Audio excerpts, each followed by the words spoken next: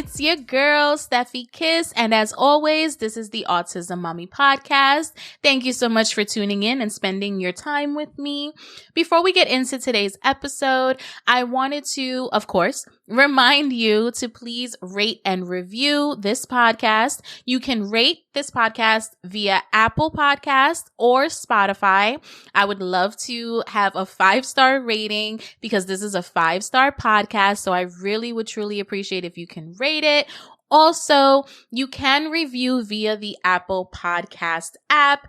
For those of you who ask me how to actually rate the podcast, if you are listening on the Apple Podcast app, just click the 3 dots on the right hand bottom corner, and then you can click go to show. From there, you just scroll down until you see the 4.9 out of 5 rating that I have at the moment. Thank you so much for everyone who has rated thus far. I really, truly appreciate it. 4.9 is amazing. We're almost at 5.0. And, it's always kind of hard to get a full 5.0 because, haters or whatever.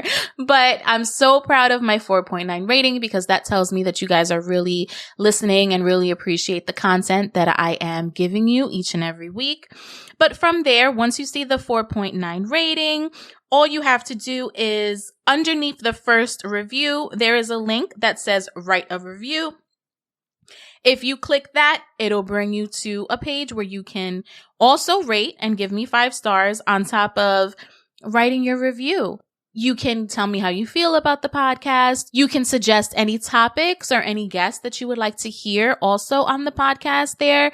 You can leave blue hearts, puzzle pieces, because it is still Autism Awareness Month. So I would really, truly appreciate it. As always, in the beginning of each podcast, I would like to read a review.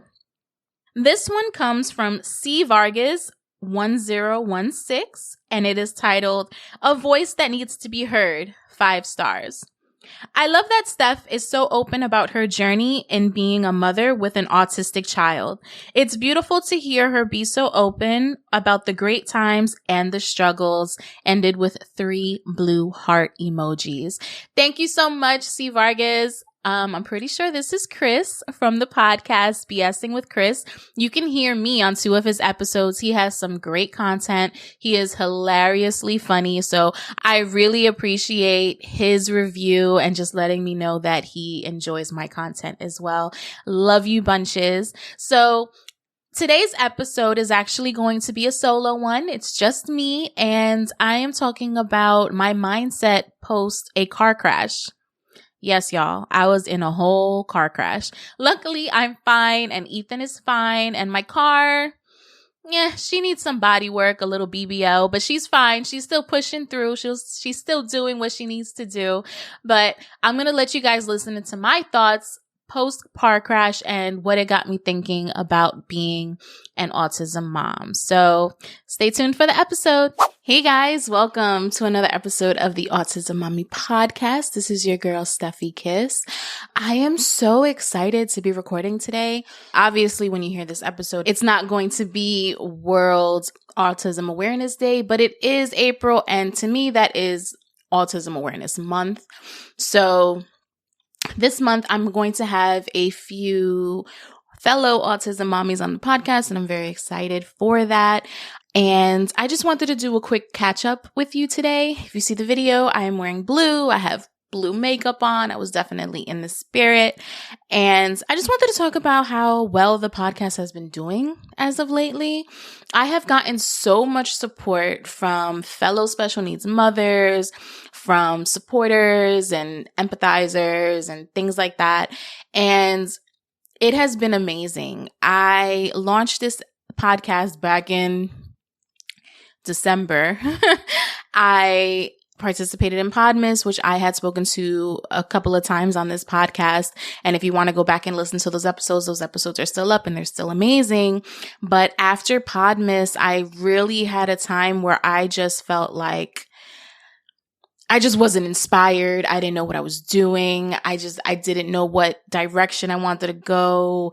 I felt as if nobody really wanted to hear my voice. All of these things that, come along with self-doubt and imposter syndrome and all of that. We're running rampant through my mind for like all of January, February, and then March. I was just like, you know what? Fuck it. I'm going to get this podcast going. And the amount of support and the amount of love that I've received since I kind of relaunched Autism Mommy has been amazing. We received 1,000 downloads in 3 weeks, which may not sound like a lot, but as my coach Carla always says, like, if you get 1,000 people in a room, that's a lot. So it may seem small in the grand scheme of things when you're talking about all these other podcasts and how they're, reaching 10,000 downloads a week, 1 million downloads a month and all of that. 1,000 downloads sounds very insignificant, but 1,000 downloads to me is a lot. And I really, truly appreciate it. Like I can't even wait to continue to grow this platform. I am grateful for the many opportunities that this platform has actually brought into my life outside of the podcast. A lot of you may not know this, but I am also a podcast producer. So I produce other podcasts as well. I edit, copyright, all that jazz for other podcasts as well. And I really feel like I've come into something that I want to do. For a very long time, for years and years, I worked in the medical field, right? And while I was good at it, obviously, I advanced as far as anybody could advance with only a GED. And, I was making upwards of $80,000 a year in New York City with little to no college experience, right? So obviously I was good at what I did, but it wasn't my calling. It was a job, it paid the bills. In New York City, $80,000 ain't that much. It paid the bills. It did what it had to do, but it wasn't something I wanted to do. It wasn't something I woke up every day and I was like, yay, I get to go to work today. I feel like recently I've gotten the opportunity to produce 3 new podcasts by women of color, different varying topics and subjects and point of views. But I am excited each and every day to go into my Trello board and see what these lovely women have come up with. You know what I mean?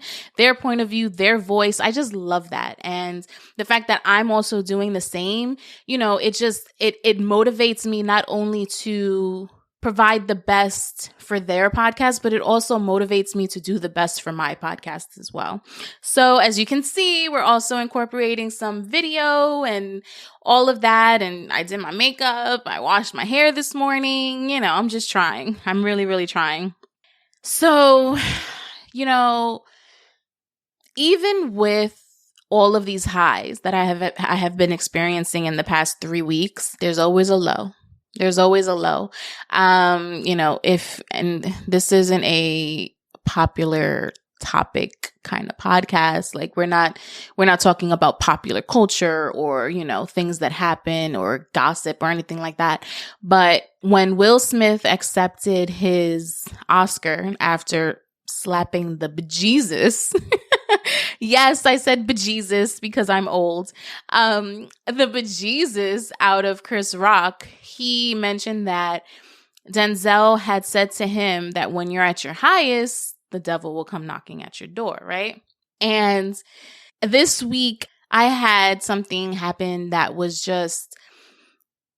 it knocked me down a couple of pegs, and I don't even know how to explain it because I don't want it to sound like it was something terrible. I'm going to tell you what it is. I was in a car accident. I'm fine, obviously. Ethan is fine, obviously. My car, my poor baby Gia, she's okay. She's still drivable. She's still able to get on her 4 wheels and get it pushing, but there's some issues with the passenger side and the door and all of that. And if you guys don't know, on top of producing podcasts, having my own podcast, being a full-time mom and all of that, I also DoorDash because a bitch needs money, right? And, we're not where we need to be with this podcast as of yet. So I have to DoorDash to make sure that I have the money to do what I need to do for my family, right? So DoorDashing is my primary source of income. It's something that I can control for the most part. I don't have to worry about clients. I don't have to worry about whatever. That is my income, right? So I felt so like, what am I going to do now? Like, luckily my car is able to drive and I'm comfortable driving my car.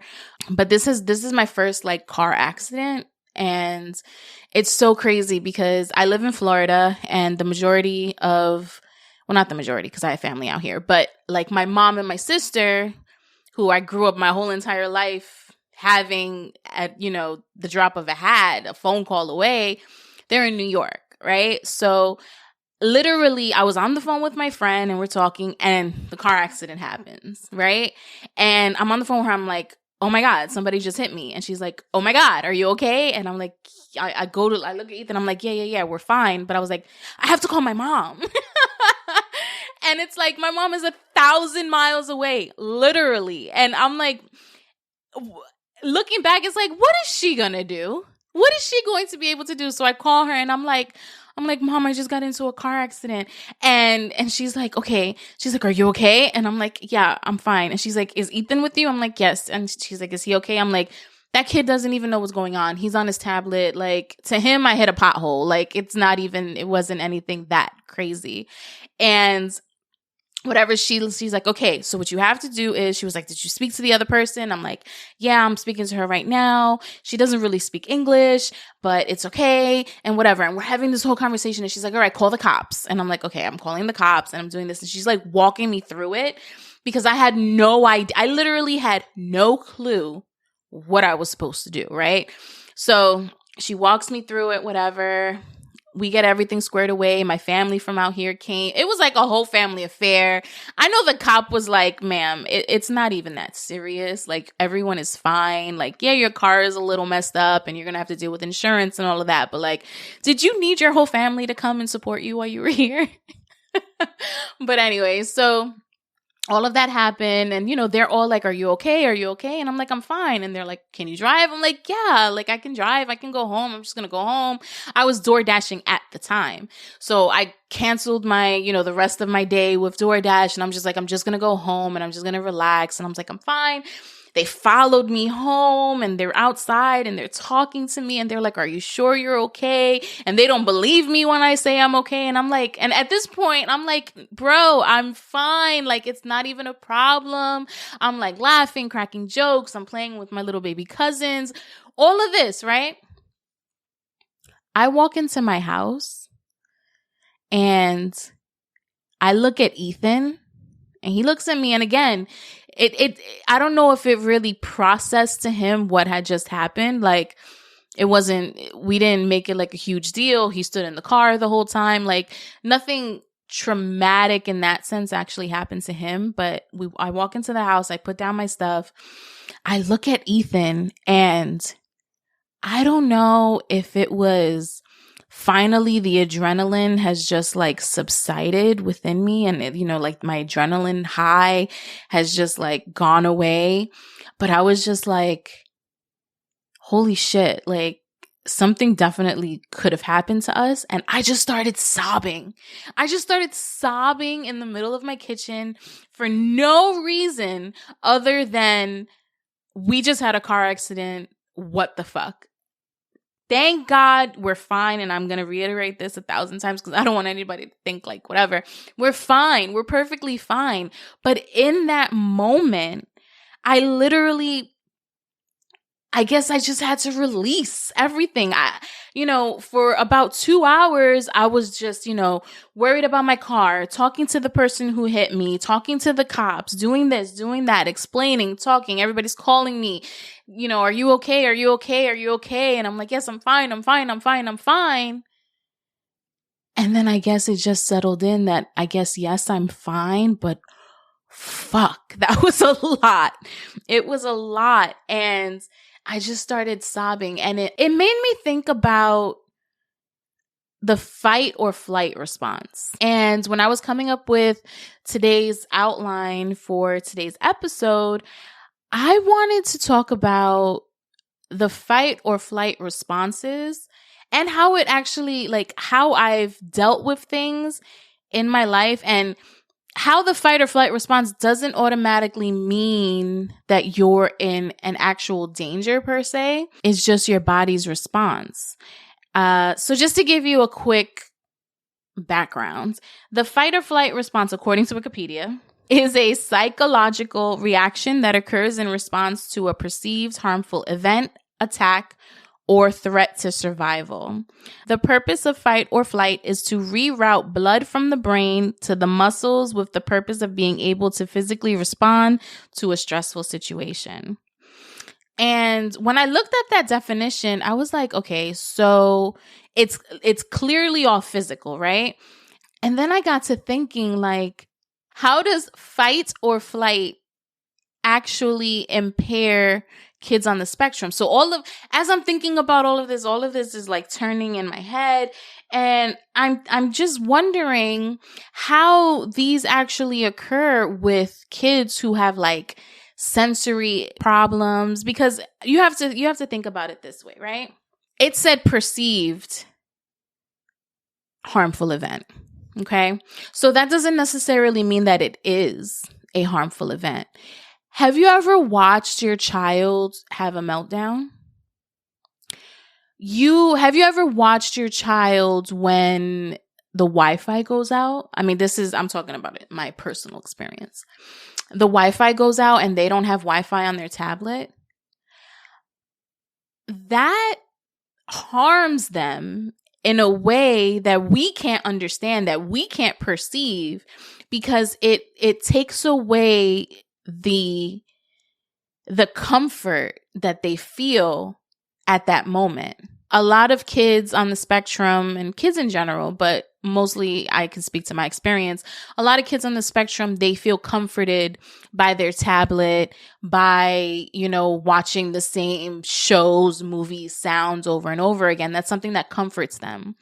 Imagine that being taken away, and now it strips away your comfort. That can induce a fight or flight response, because to them it's like, okay, my comfort is gone. I might, now all of this other stimulation is coming in. It can trigger fight or flight. The whole purpose of it is to reroute, as I mentioned, it reroutes the blood flow from your brain to your muscles. So you're not really thinking clearly, just like with me in the car accident, I wasn't really thinking about how, like, it could have been 100 times worse. I wasn't really thinking about, like, how it impacted me mentally. I wasn't thinking about all of that. Physically, I was checking. I was like, okay, this, that, and the third. I had my family there to help me and whatever, but I wasn't really truly thinking about everything, right?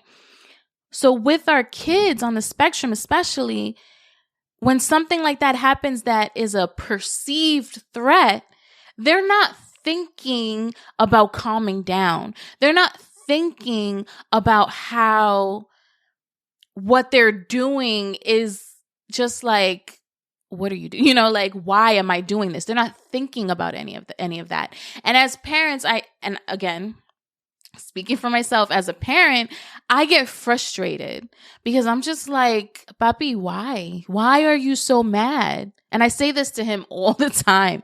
Why are you so upset? Why are you so angry? There's no reason to be angry. You just have to be calm. And to be honest, when I say things like that to my kid, and I'm realizing, I'm literally having this epiphany right now as I'm speaking on this podcast. I am speaking from a place of privilege. I don't know what it feels like to have my comfort stripped away from me so simply as the Wi-Fi being put out. As a person who isn't dependent on something like that to calm me down, as a person who isn't fixated on these types of things, it comes from a place of privilege as being neurotypical, and not having sensory, issues and sensory overloads and all of that, that this can actually be a perceived threat. So when he gets upset and he starts, now that he's older, before he would just, be upset and cry and whine and all of that. Now it's like he's throwing the tablet in the air, or he's throwing a chair on the floor.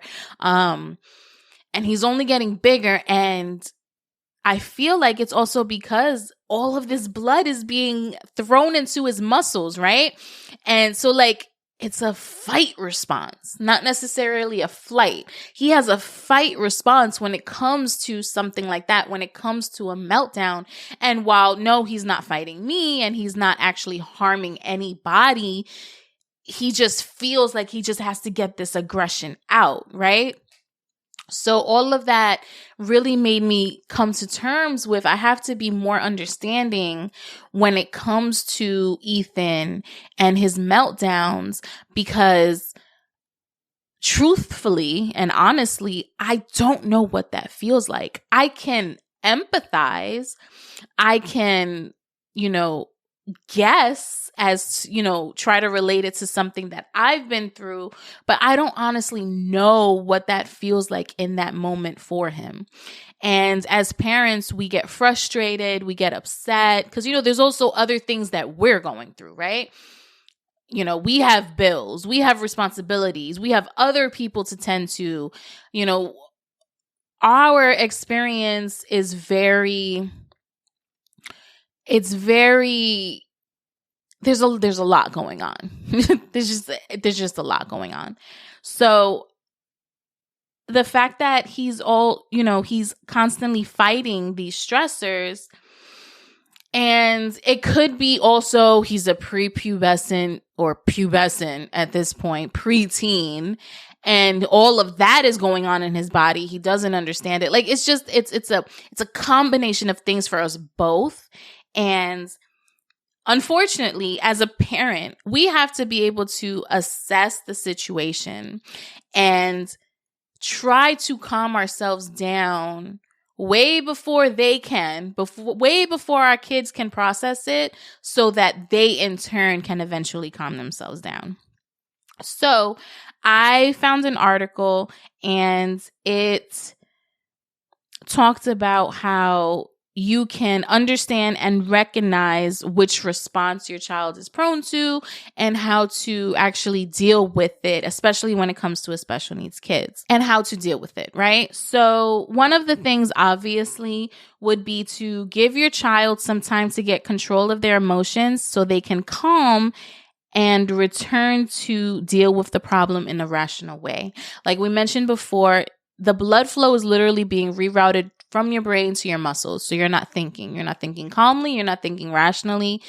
And sometimes even on a good day, they can't think rationally. They don't have that comprehension. They're really in tuned into what their body is telling them. You know what I'm saying? So you want to be able to give them some time to calm down. Some children might need deep pressure found in maybe a tight hug.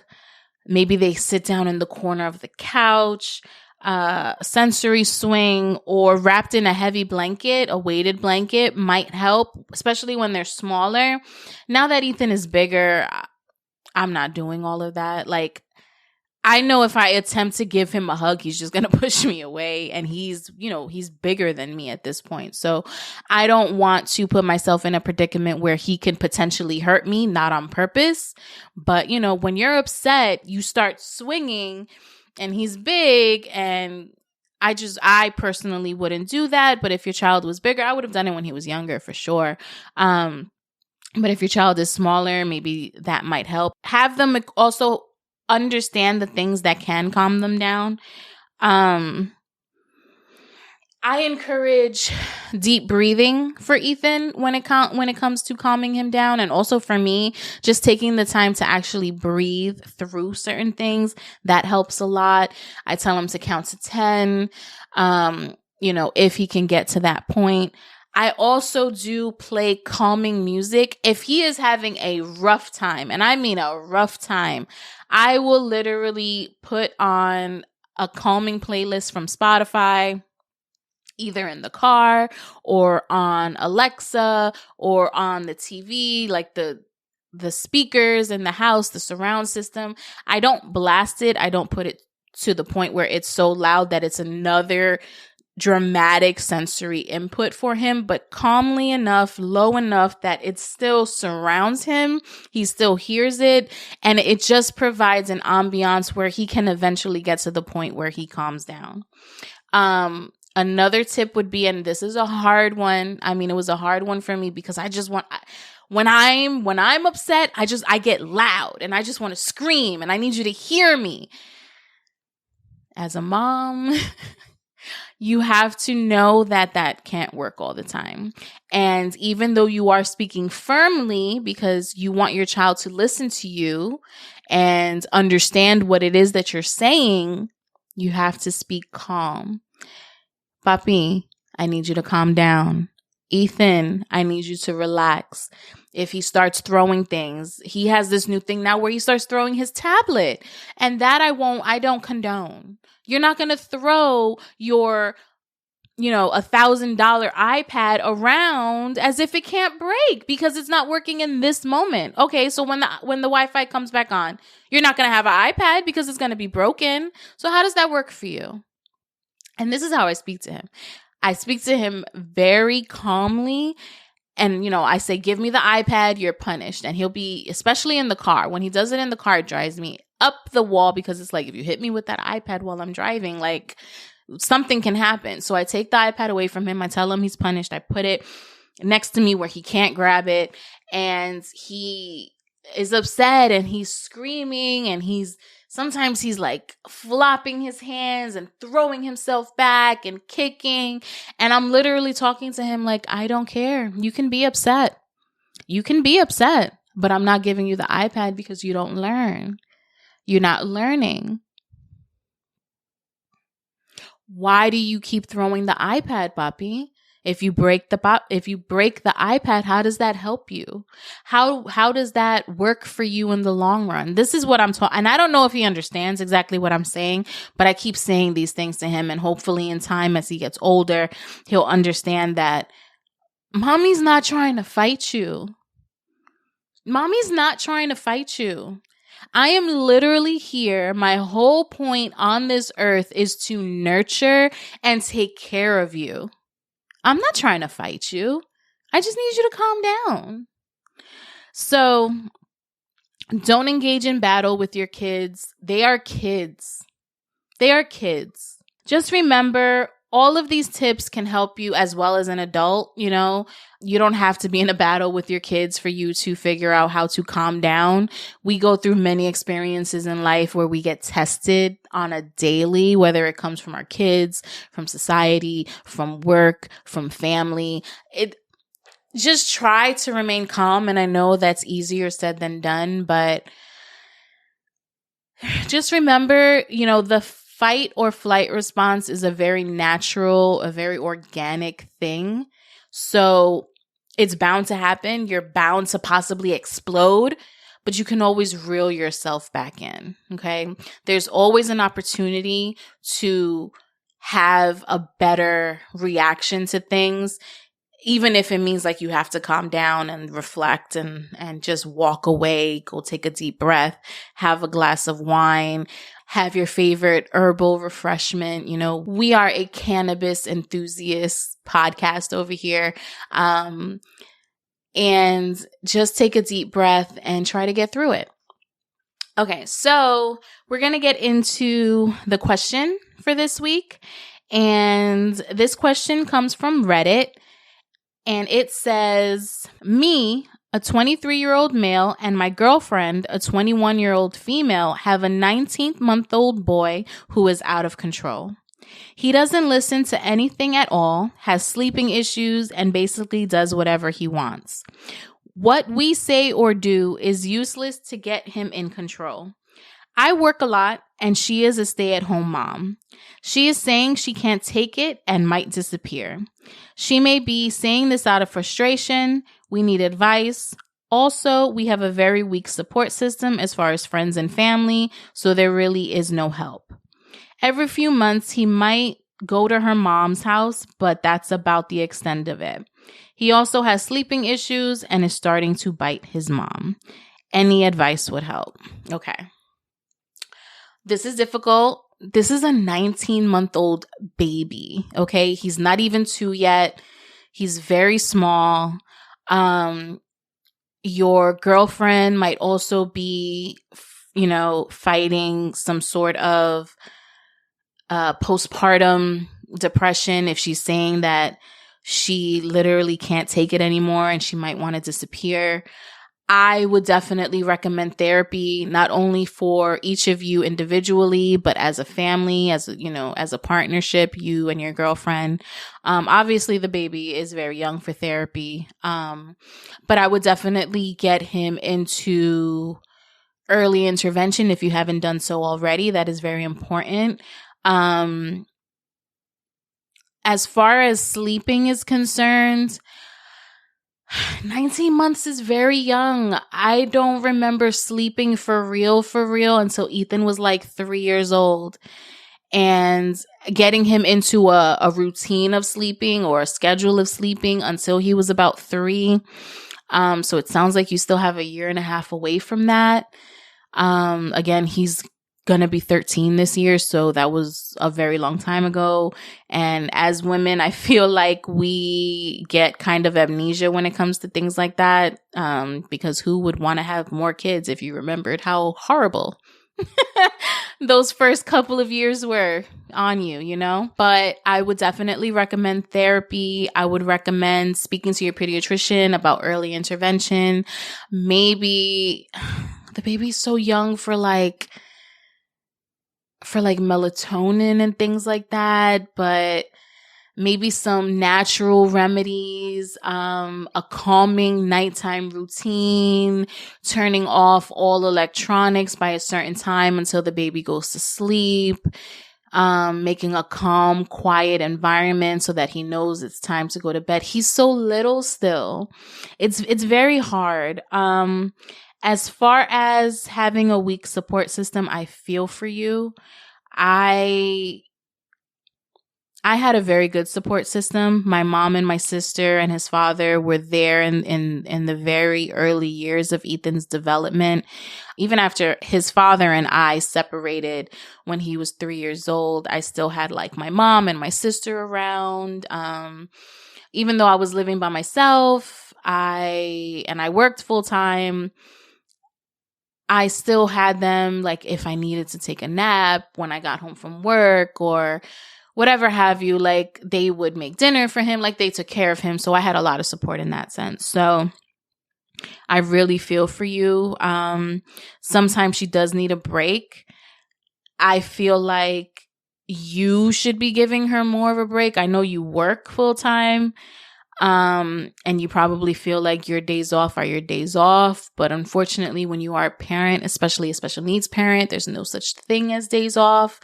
So if your girlfriend needs time, if she's telling you she is overwhelmed and she's stressed and the baby is starting to bite her and he's a baby. So you want to try to nip things like that in the bud early.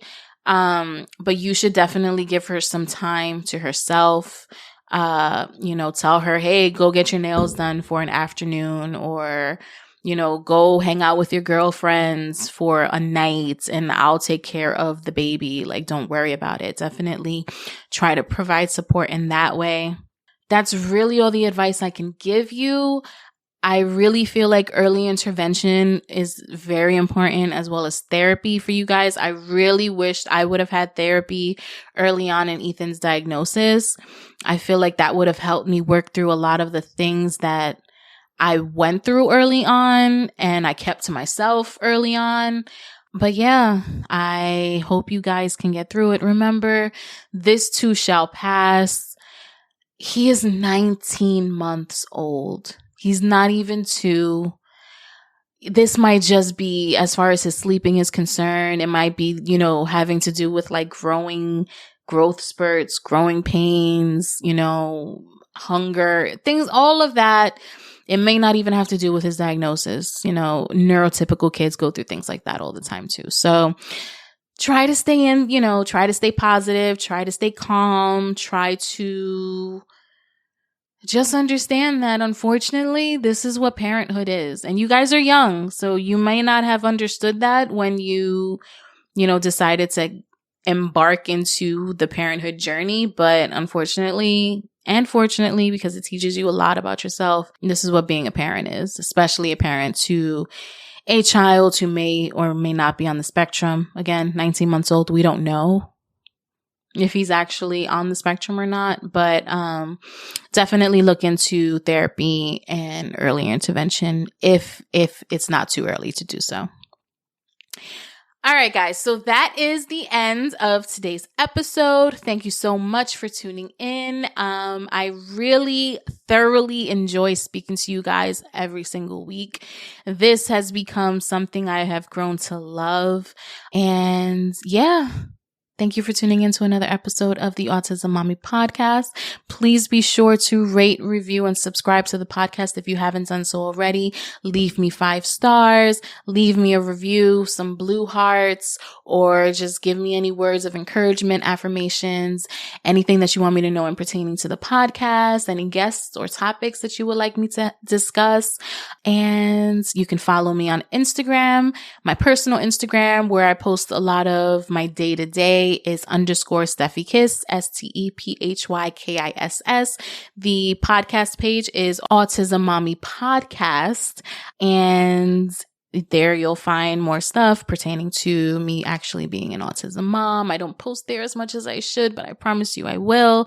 If you want to join the email list, the link will be down below so you can join the email list and stay up to date on all things Stephy Kiss, Ethan, and Autism Mommy Podcast. Thank you so much. And remember, if no one has told you, I will tell you today, bitch, you're doing a good job.